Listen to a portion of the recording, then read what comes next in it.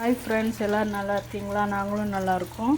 இன்றைக்கி வந்து நான் என்ன பண்ண போகிறேன்னா, ஃப்ரெஷ்ஷாக உள்ள மஞ்சள் இருக்குல்ல, அது தோல் சீவி வச்சுருக்கிறேன். கொஞ்சம் மிளகு எடுத்து வச்சுருக்கேன்.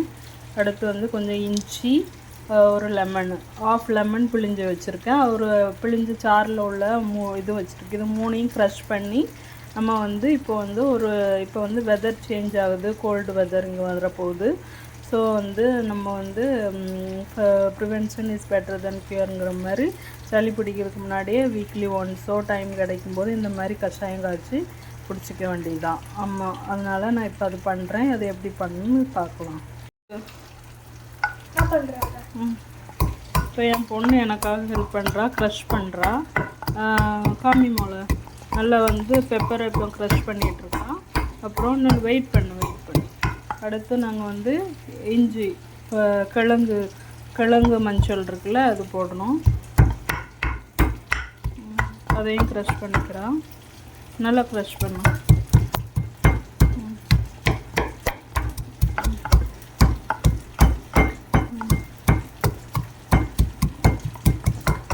ஓகே, இப்போ இஞ்சியும் போட்டாச்சு. இப்போ மூணையும் போட்டிருக்கு. அதாவது பெப்பர், மஞ்சள், கிழங்கு மஞ்சள், அப்புறம் இஞ்சி எல்லாமே ஒரு மீடியம் சைஸ் எடுத்து நம்ம க்ரஷ் பண்ணுறோம். இதை க்ரஷ் பண்ணி அப்புறம் வந்து லைட்டாக வாட்டர் வந்து நல்லா பாயில் பண்ணதுக்கப்புறம் இதை போட்டுட்டு லெமனையும் போட்டு கொஞ்சம் நேரம் மூடி வச்சுட்டு டூட்டிக்கு எடுத்துகிட்டு போயிட வேண்டியதுதான். இதான் இன்றைக்கி நம்மளுடைய ஹோம்மேடு ஹெர்பல் டீ. ஸோ எல்லாமே க்ரஷ் பண்ணி எடுத்தாச்சு. இப்போ நம்ம இதில் வந்து இது மர உரலில் போட்டு இடித்து சதைச்சி வச்சாச்சு.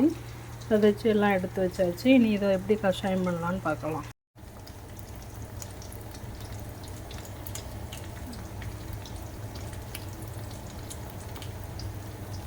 ஸோ இதில் வந்து நான் வந்து எனக்கு கொஞ்சம் ஃப்ளாஸ்கில் எடுத்துகிட்டு போயிடுவேன். மீதி ரிமைனிங் வீட்டில் வச்சுருப்பேன்.